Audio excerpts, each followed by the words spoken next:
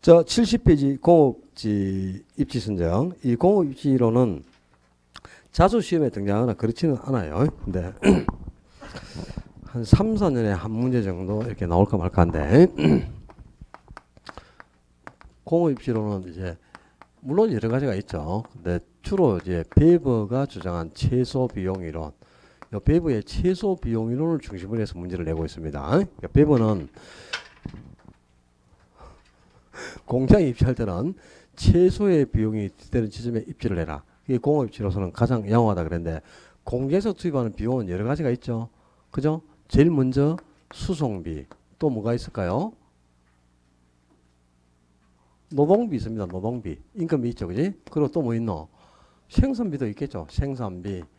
그리고 이제 뭐 집적 이익, 여러 가지를 이제 고려해서 공장 입지를 고려하게 되는데요. 그 중에 1순위로 꼽은 게 뭐다? 수송비입니다.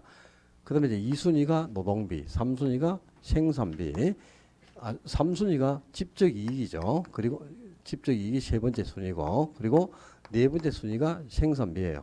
생산비가 맨 마지막 고려 요소가 되는데, 이거 외에도 또 접대비도 있고 판매비도 있고 많겠죠. 근데 여기 비용 중에서도 수송비를 최소화시켜주는 지점, 거기가 공업입지로서는 가장 양호하다. 이게 바로 베버의 최소 비용입니다. 그러니까 원료나 제품의 수송비를 최소화시켜주는 지점이 공업입지로서는 가장 양호하다. 이게 베버의 최소 비용이고, 이걸 이제 정면으로 비판해서 나온 게 레시가 주장한 최대 수요 이론. 그러니까 레시는 공장의 비용만, 수송비만 절감한다고 좋은 게 아니고 제품을 생산하면 최대의 수요가 창출되어야 한다. 그러니까 공장은 최대의 수요가 창출되는 지점이 공업에서는 가장 바람직하다 그랬는데, 이 최대의 수요가 창출되면 그 지점이 바로 시장 확대 가능성이 가장 높은 지점이라는 뜻입니다. 그러니까 공장은 이렇게 최대의 수요가 창출되어서 시장 확대 가능성이 가장 풍부한 지점에 입지를 해라. 그게 공업에서는 가장 양호하다. 이게 바로 레슈의 최대 수요 이론이고요.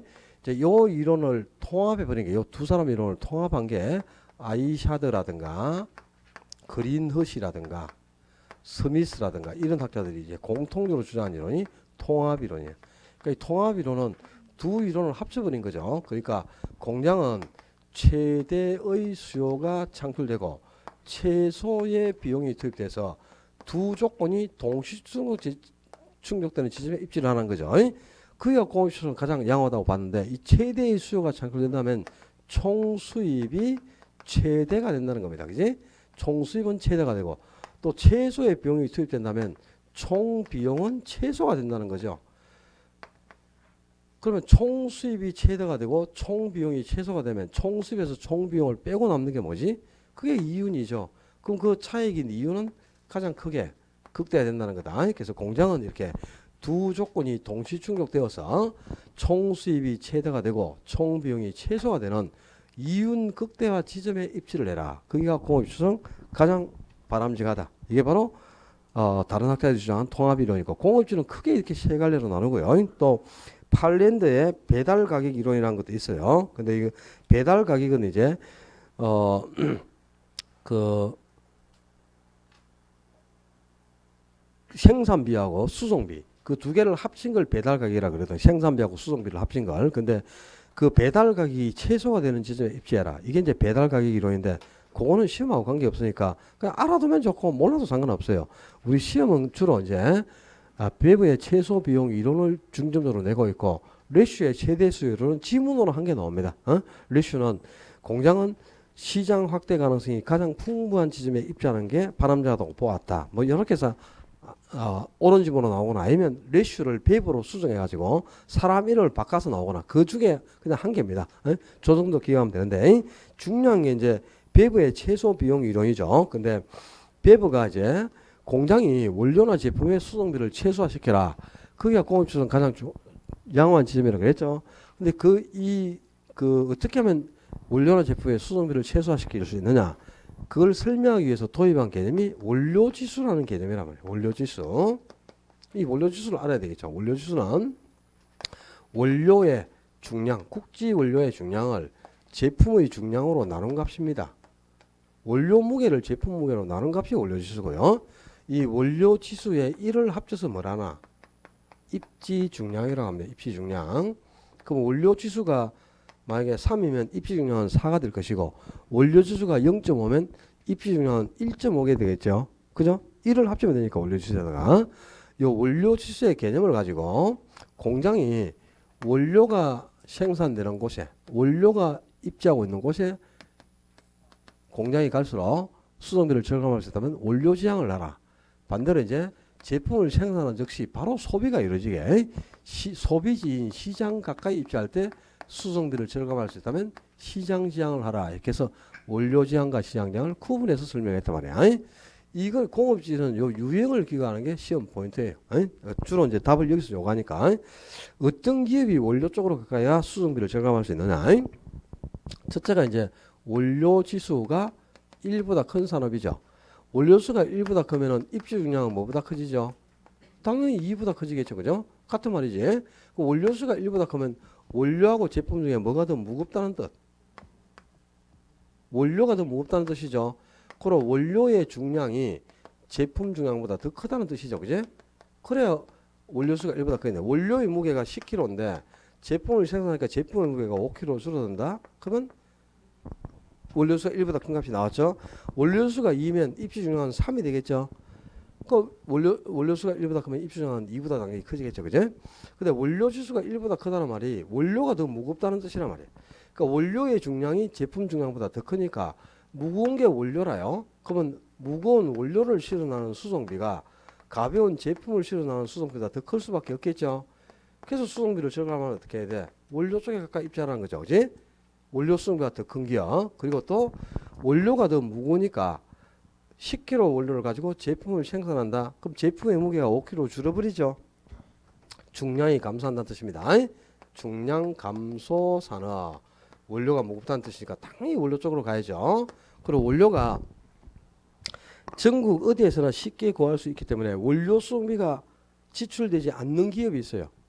원료 수송비가 0인 기업. 그게 이제 보편 원료. 원료 수송비가 들어가지 않는다. 원료가 어디에나 쉽게 분포하고 있다는 거죠. 그런 원료를 보편 원료. 원료가 특정 지역에만 국지적으로 분포하고 있으니까 특정 지역에만 편제해 있다는 거다. 원료가. 그런 원료를 국지 원료 또는 편제 원료라 그러는데 보편 원료 사용 기업은 원료 수송비는 들어갈 일이 없겠죠. 그러면 원료가 중국 어디에서 쉽게 구할 수 있을까? 원료 수송비가 없어요. 그러면 제품만 안 싣고 다니면 수송비를 0으로까지 줄이죠. 그럼 무조건 시장 지향을 해야 됩니다. 시장 가까이 있으면 원료 수송비나 제품 수송비가 다 안 들어가니까 시장 지향을 해야 되는데 원료가 특정 지역만 국지적으로 분배해가지고 국지적으로 편제하고 있는 이 편제 원료를 사용하는 기업은 원료가 특정 지역에만 분포하고 있으니까 원료가 있는 쪽에 공장에 입지해야지. 그래야 원료 수송비를 절감할 수밖에 없죠. 그지? 그 다음에 원료, 제품이 아니라 원료가 쉽게 부패하는 기업이 있어요. 원료의 부패성이 큰 기업. 가장 대표적으로 통조림이란 말이에요. 통조림이라든가 냉동공 이런 것은 원료가 상하지 완제품이 상하는 게 아닙니다. 그런 원료의 부패를 방지하고 바로 생산을 하기 위해서는 원료 가까이 공장에 입지할 때 입지해야 좋다는 거고요. 이제 시장 지향은 이거하고 전부 반대라 그냥 전부 반대로만 해석하면 돼. 그러니까 원료 지수가 1보다 적다. 입지 중량이 2보다 적다. 또 원료 중량보다 제품 중량이 더 크면 제품 싣고 다니면 안 되잖아요. 그리고 제품 중량이 더 크니까 제품 수송비가 더 크게 지출되겠죠. 원료 수송비보다. 그지? 그리고 중량이 감소하는 게 아니고 중량이 증가하는 산업. 그러니까 원료를 가지고 제품을 만들면 제품의 무게가 늘어나요. 그럼 중량이 증가하니까 제품 싣고 다니면 안 되잖아요. 바로 소비를 시켜야 되니까 시장 가까이 있어야 되겠고 원료가 국지 원료가 아닌 보편 원료를 사용하면 원료 수송비가 들어갈 일이 없어요. 물이나 공기가 올려야 되는 기업은 그지? 푸다 쓰면 되니까. 그럼 제품은 안 싣고 다니면 원료 수송비를 0으로까지 줄이니까 무조건 이 보편으로 사용 기업은 시장 가까이 있어야 됩니다. 그지? 수송비가 전혀 들어가지 않고 모든 수송비를 다 절감하니까. 그러면 원료가 아니고 완제품, 제품이 쉽게 부패하면 제품의 부패를 방지하기 위해서 원료 가까이 가야 되겠죠. 뭐라? 제빵 산업이라든가, 그지? 빵, 두부 공장, 두부라든가 또는 뭐 원료의 파손이 심한 유리 공장 같은 게 있어, 그지? 그럼 원료의 파손을 방지하려면 바로 생산 없이 소비를 시켜야 돼요. 또 소비자와 좀 많은 접촉을 필요로 하는 그런 산업은 소비자들이 운집하는 시장 가까이 있을 수밖에 없습니다. 이런 산업들이 시장 지향이고 이제 공업지는 원료 지향, 시장 지향 외에도 다른 유행들도 있죠. 물론 첨가할 게 노동지향 이거 알아야 돼. 노동지향은 수송비가 미치는 영향보다 인건비가 미치는 영향이 훨씬 큰 산업입니다. 그러니까 이거는 노동력이 풍부하고 임금이 싼 저임금 지역 이런 데 입지를 할 때 비용을 가장 크게 절감할 수 있는 산업을 노동지향이라는 겁니다. 그러니까 섬유, 방직, 신발 산업 이런 것들이 대표적인 노동지향형을 형성합니다. 그 다음에 집적지향 알아야 됩니다. 집적지향은 집적이 뭐야? 모인다는 거죠. 요 집적 이게 모인다 이 말인데 이걸 또 제가 집적지향하니까 발음이 좀 잘못된지 직접지향 요렇게 표현해. 이거하고 완전히 다른 용어다 이거. 직접이 아니고 집적 모인다 말이야. 혀에 빵꾸가 나가지고 그죠? 혀 옆에 막 흘러가지고 구멍이 났어요. 혓바닥 옆에. 그래가지고 막 당하니까 계속 아파가지고 통증이 계속 오네. 집적이라 그랬어요. 직접이 아니고. 이거는 이제 모여야 유리한 사람이죠. 비용을 크게 증감해서. 지문에 무슨 말이 들어가냐? 기술 연관성이 높은 계열화된 산업. 이 말이 들어가야 돼. 그러니까 기술 연관성이 높은 아주 계열화되어 있는 산업은 한 장소에 모여 있어야 정보나 기술 교환이 가능해지면서 비용을 아주 크게 절감합니다. 이런 거는 수송비하고는 전혀 상관이 없어요. 기술 연관성이 크니까 전부 한 장소에 운집을 해야 돼. 그래야 기술 교환도 가능하고 정보도 교환하고 하면서 비용이 제일 크게 절감되는 거예요. 이런 산업을 집적지향형이라고요. 그 다음에 중간지점 또는 중간지점을 이적지점 또는 적환지점이라는데요. 적환지점 지향형. 적환지점 지향형은 이제 중간지점이나 이적지점, 적환지점이 같은 말인데 이 중간지점이 어디를 뜻하냐? 수송수단을 바꾸는 지점을 뜻해요. 그러니까 원료산지하고 소비시장 사이에 수송수단이 바뀌는 지점이 있잖아요. 그지?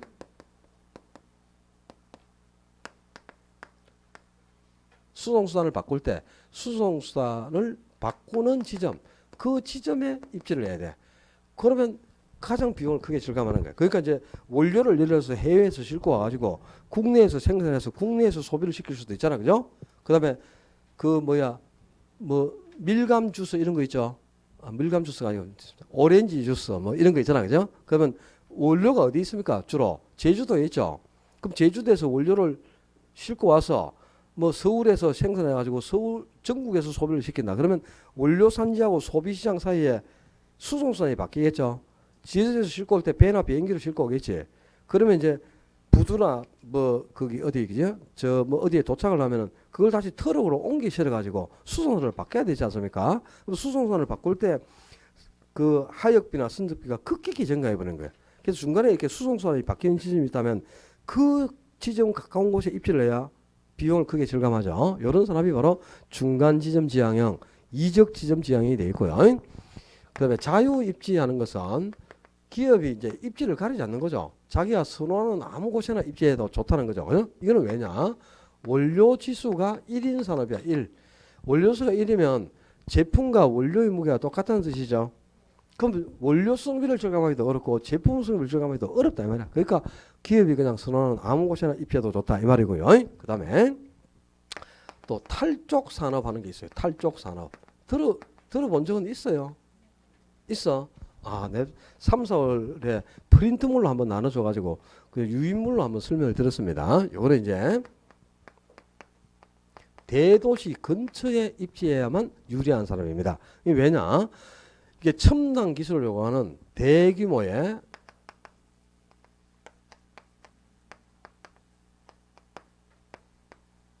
아주 규모가 큰 대규모의 기술 집약적 산업이 있죠. 뭐 자동차, 그 다음에 항공기, 전자산업 이런 게 있거든요. 이런 것들은 외국에서 파견 나온 기술자나 연구원들을 보유하고 있습니다.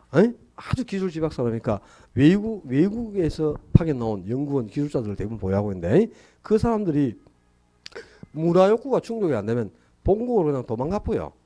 그러니까 뭐 산소에 가둬 놓고 연구해라 이러면 발광을 해가지고 일주일 안에 그냥 갚습니다. 그래서 그 사람들 이탈을 방지하려면 스트레스도 좀 풀고요. 영화도 한 프로씩 보고 호프도 한 잔 먹고 해야 돼. 그래서 대도시 근처에 입주해야 좋다는 거죠. 이렇게 연구원이나 기술자의 이탈을 방지하기 위해서 대도시 근처에 입주해야 유리한 첨단 기술을 요구하는 기술 집약 산업은 전부 탈족 산업을 행사합니다. 그래서 공업입지는 상당히 유형이 이렇게 많은데 요 유형 중에서도 주로 시험에서 답으로 요구하는 포인트는 이거밖에 없어요.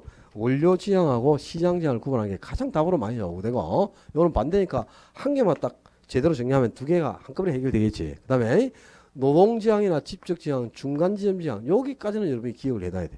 지문으로 등장해요, 이거는 당연히. 그래서 올해는 공업입지에서도 한 개 정도는 충분히 문제가 될 소지가 있습니다. 공업입지론도 그동안에 계속 안 나와가지고 오늘 그 입지론을 시장론하고 입지론을 살펴봤는데 내용이 어려운 건 없어요. 아주 쉽게 접목할 수 있는 그런 포인트들이니까 요 3편에서 나온 건 다 득점을 해야 되겠죠, 당연히.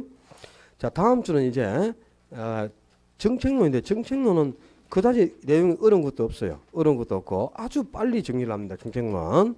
그리고 이제 그 다음 파트가 또 투자론이죠. 그럼 다음 주에는 이제 투자론까지가 들어가야 될 거 아니야. 근데 어디까지 가야 되느냐? 102페이지 이 포트폴리오 이론하고 합계인 시가치 계산까지는 나갈 예정입니다. 갈지 안 갈지는 모른다. 일단 해봐야 안다. 해봐야 알지만 일단은 예정은 그 103페이지 투자 분석 기법 앞에까지 이 정리를 할 생각이니까, 그죠? 다음 주에 오실 때는 거기까지 예습을 좀 해갖고 오시면 좋겠네요. 예습을 해오시고 항상 5, 6월 달에는 공부를 할 때 수업을 듣고 나면 수업 들은 것 중에 중요 포인트를 한번 읽어봐야죠. 당연히 오늘 수업한 것 중에 중요하다고 강조한 포인트를 한번 쭉 읽은 다음 그 다음에 여러분이 갖고 계신 기출문제집을 놓고, 그죠? 어느 기출문제집이라도 상관없어요. 기출문제집은 단원별 기출문제집이어야 됩니다. 회차별 말고 뭐 23회, 24회, 25회 회차별 기출문제는 내가 시간을 얼마나 안분하는가를 체크하기 위해서 풀어보는 거지 그건 전혀 도움이 안 됩니다, 여러분한테. 왜냐하면 회차별 기출문제집이 나오는 것도 있거든요. 근데 그거 풀어봐야 도움이 안 돼요. 그 중에서 쓸모없는 거는 다 버려버려야 돼. 그러니까 단원별 기출문제집이 제일 좋아요. 단원별 기출문제는 단원별로 기출문제가 실려 있는데 보통 이제 쓸모없는 계산 문제를, 쓸모없는 문제들을 제외시키고 실어 놓은 게 많거든요. 그러니까 단원별 기출문제를 가지고 오늘 우리 시장론을 정리했잖아요. 그러면 집에 가서 시장론 기출문제를 꼭 풀어보라니까. 그렇게 해서 오늘 정리한 내용의 기출문제를 해결을 하고 넘어가셔야 돼. 5, 6월 달에는. 그게 가장 효율적인 방법이에요. 그래야 7월 달부터 문제풀이가 예상 문제풀이니까, 물론 문제집에도 기출문제집이 들어있습니다, 기출문제가. 근데 기출문제집하고는 틀리잖아요. 예상 문제집은 예상 문제와 기출문제를 합쳐둔 거니까 배ring된 문제들이 많겠죠. 그러니까 그런 문제들이 소화가 되려면 기출문제 해결이 관건입니다. 또 기출문제만 제일 잘 해결되면은 합격 점수를 단기에 획득하는 데는 아주 큰 도움을 받아요. 기출문제를 배ring해서 우리 시험에 나오니까 제가 누누이 강조하는데 정말요. 모든 합격한 사람들한테 물어봐요. 여러분들이 공부 방법이라든가 앞으로 합격하기 위해서는 합격한 사람들의 얘기를 들어야 됩니다. 떨어지는 사람들 얘기를 좀 듣지 마라. 떨어지는 사람들은 지가 올해 아무리 공부를 잘하고 뭐 1등하고 뭐 전국 수석을 해도 작년에 이유가 있으니까 떨어졌겠지. 안 그랬으면 작년에 학교에서 나가지 왜 떨어져 갖고 재수를 합니까? 재수생, 삼수생들 얘기 좀 듣지 말고 합격한 사람들. 나는 합격할 때 이렇게 공부해서 합격했다. 그런 사람들 얘기가 도움이 되는 거예요. 아셨죠? 그 사람들 얘기를 들어요. 저는 합격했잖아요. 우수한 성적으로. 그렇지 않습니까? 그러니까 그 사람들이 가장 좋은 효율적인 공부 방법을 알고 있는 겁니다. 그래서 가급적이면 합격자들 중에 뭐 아는 분 있으면 공부 어떻게 했냐, 지금 시점에서 어떻게 공부한 게 좋은가 이런 것도 한번 여쭤보고 그런 게 좋지, 그죠? 너무 막 기가 얇아가지고 딴 사람 누가 한마디 하면 그냥 이리 훅 갔다가죠. 또 저 사람 한마디 하면 또 저리 쭉 갔다가 이런 거 좀 하지 마라. 갈 때처럼. 아무리 마음이 갈대라고 하는들 중심이 없거든요. 그 사람이 시험을 쳐주는 게 아니고 내가 시험을 치는 건데 내 공부가 안 되면 절대 유시점을 받을 수가 없는 거다. 그래서 하여튼 자기만의 공부 방법을 빨리 확충하는 게 제일 좋습니다. 그렇게 하고 제가 알려드린 방법대로 공부하는 게 가장 시간을 절감할 수 있어요. 그리고 자료는 너무 많은 게 필요 없어요. 자료 많다고 절대 점수 잘 나오는 거 아닙니다. 한 개 자료를 내 것을 얼마나 많이 소화를 시키는가 중요한 거야. 그러니까 자료, 어떤 사람 자료만 수집해요.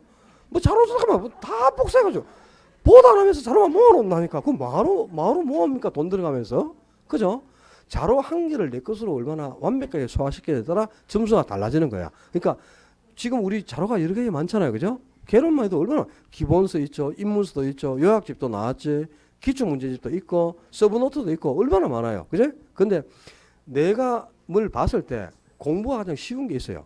기본서가 쉽다. 기본서가 요약이 쉬우면 기본서만 가지고 공부해도 됩니다. 요약집이 쉬우면 요약집을 갖고 하고 서브노트가 좋다. 그것만 가지고 공부해도 돼. 한 자료를 내 것으로 많이 소화시키는 게 관건이지 여러 개 자료를 포괄적으로 보는 게 좋은 게 아니에요. 예상되는 문제는 나중에 가면 다 만들어줘요. 그리고 찍어도 주고 다 하니까 그런 것들은 여러분이 걱정 안 해도 된다. 내가 알아서 다 해주지 선생님들이. 그러니까 자료를 갑자기 압축해가지고 한 개라도 똑 부러지게 할게끔 놀아가시는 게 좋은 공부 방법이고요. 점수를 고득점하는 비결입니다. 명심하시고 기출 문제를 좀 부지런히 반복적으로 여러 번 보도록 똑같이 기출 문제 나왔던 걸 똑같이 내잖아요. 그거는 그냥 읽는 순간 답을 바로 탁 찍을 수 있도록 외우다시피 할 정도가 돼 있어야 돼. 기출 문제는. 그래야 해결되는 거지. 그죠? 혹시 산업160단 홈페이지에 들어가면은 역대 기출 문제가 다 실려 있습니다. 근데 다 올라와 있는데 출력하면 돼요. 근데 문제는 해설이 없어요. 정답만 있죠. 근데 정답이 있는데 이 시즌이 받아들인 문제는 복수 정답이나 모든 정답 처리된 게 있겠죠. 일반 기출 문제집에는 그게 반영이 안 되는 게 많습니다. 그걸 봐야죠. 그러니까 이제 회차율 문제를 풀어보는 게 좋은데 그 회차율 문제 중에서도 못 쓰는 문제들이 상당히 많아요. 그러니까 이제 풀어가지고 기출 문제를 만약에 출력했잖아요. 29의 기출 문제를 풀었죠. 그럼 지금 만약에 내가 늘 모의고사 치다가 죠 30 몇 점, 40 몇 점 하고 기출 문제를 푸는데 77.5점이 나왔어. 아, 이제 개론은 다 됐다. 그러는 순간 조집니다. 기출 문제를 얼마나 수업 중에 많이 반영을 해서 풀어줬습니까? 보면 답이 다 외워질 정도 되니까 어떤 거는 95점이 나와야 돼요. 기출 문제, 회차별 기출 문제를 풀었을 때. 근데 그만큼 안 나와요. 똑같이 풀었던 걸 또 풀잖아요. 왜 그만큼이 안 나오겠습니까? 해결을 못했다는 거잖아, 아직. 지문을. 그죠? 그러니까 연습 삼아서 풀어보는 건 좋은데 괜히 풀어가지고 또 기출 문제를 푸는데, 그지? 60 몇 점 나왔다고 또 자질하고 뭐 이럴까봐 내가 하라 소리를 못하겠어. 아직 하지 말고 그냥 우리 다른 별 기출 문제를 갖고 있는 거 있잖아요. 그거 가지고 그날 수업했던 그 분량만큼만 기출 문제를 매일 이렇게 풀어가요. 과목별로. 그게 가장 좋은 효율적인 방법이 되겠습니다. 건강관리 잘하고 즐겁게 한 주 지내시고 다음 주에 건강한 모습으로 다시 뵙겠습니다. 수고하셨습니다.